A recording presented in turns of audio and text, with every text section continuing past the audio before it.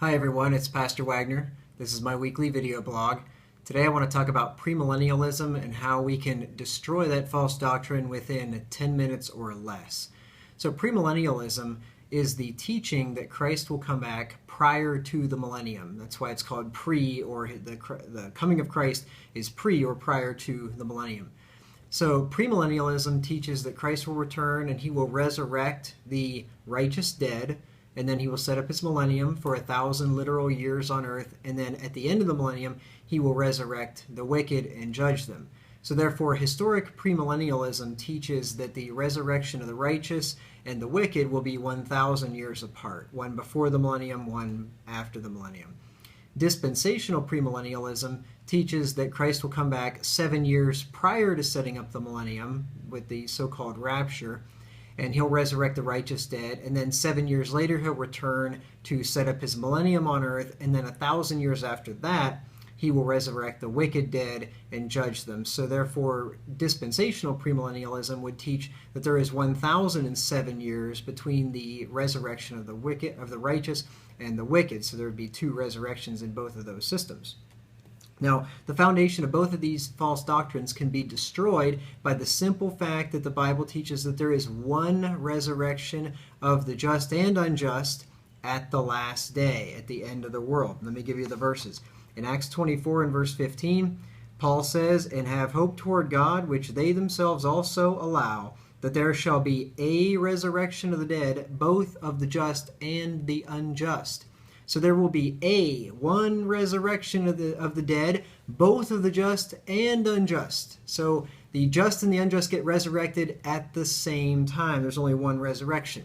John 5:28 and 29, Jesus said, "Marvel not at this, for the hour is coming, in the which all that are in the grave shall hear his voice." Notice that, all that are in the graves, not just the wicked, not just the righteous, but all that are in the graves. "And they shall come forth, all of them, they that have done good unto the resurrection of life, and they that have done evil unto the resurrection of damnation. All that are in the grave shall come forth." One group goes to the resurrection of life, they go to heaven. The other goes to the resurrection of damnation, they go to hell, the lake of fire. And this happens on the last day. Look at John 11 and verse 24. "Martha saith unto him, I know that he shall rise again in the resurrection at the last day." Talking about her brother Lazarus who had died. But Martha knew that the resurrection was at the last day. Jesus himself said in John 6:39, "And this is the Father's will which hath sent me, that of all which he hath given me I should lose nothing, and should raise it up again at the last day." See, the resurrection's at the last day. Now, these other schemes teach that the resurrection of the righteous, which Jesus is talking about here, the ones that he shouldn't lose any, they teach the resurrection of the righteous is 1,000 years or 1,007 years before the last day. But Jesus said he'd raise them up at the last day, the end of the world. John 6:40. "And this is the will of him that sent me, that every one which seeth the Son and believeth on him may have everlasting life, and I will raise him up at the last day." Now Jesus taught a couple of parables in which he showed that the righteous and the wicked would live together on the earth until the end of the world.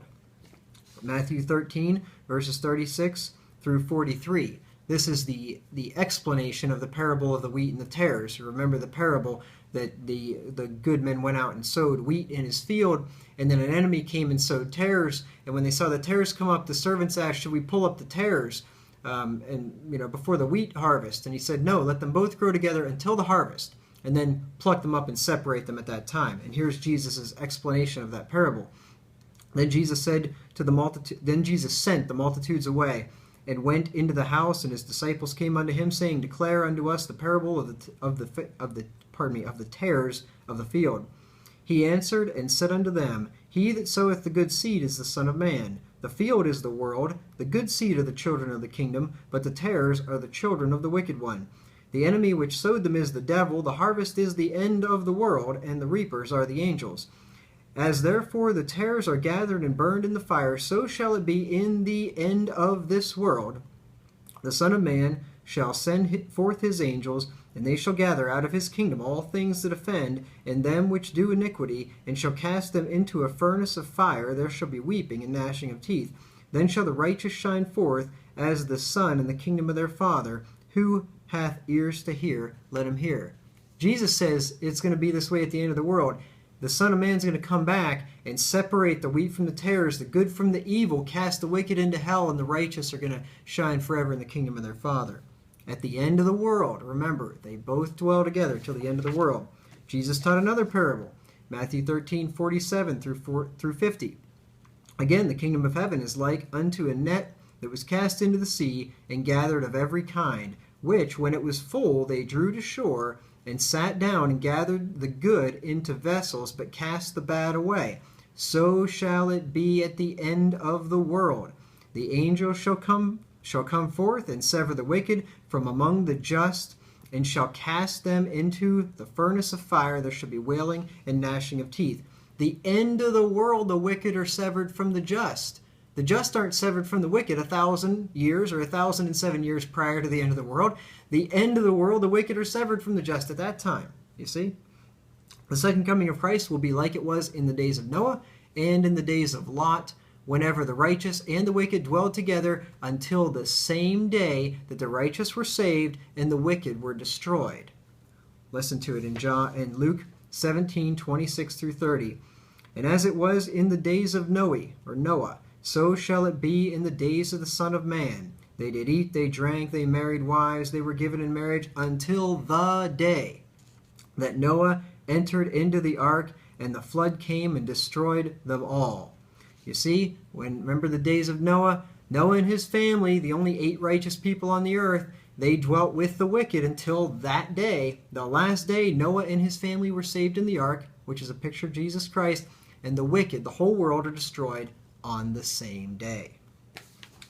Verses 28 through 30. Likewise also, as it was in the days of Lot, they did eat, they drank, they bought, they sold, they planted, they builded. But the same day that Lot went out of Sodom, it rained fire and brimstone from heaven and destroyed them all. And listen to this. Even thus shall it be in the day when the Son of Man is revealed.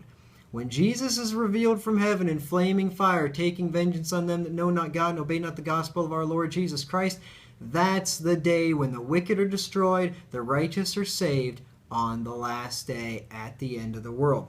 No 1,000-year span between the resurrection of the wicked and the righteous. And that right there cuts the legs right out from underneath of both historic premillennialism and dispensational premillennialism. If you're interested more in this topic, I'm doing a whole sermon series on it right now, in which I will post the links to the sermons on the church website in the description of this video. Thank you for your time, and I look forward to seeing you again next week, Lord willing.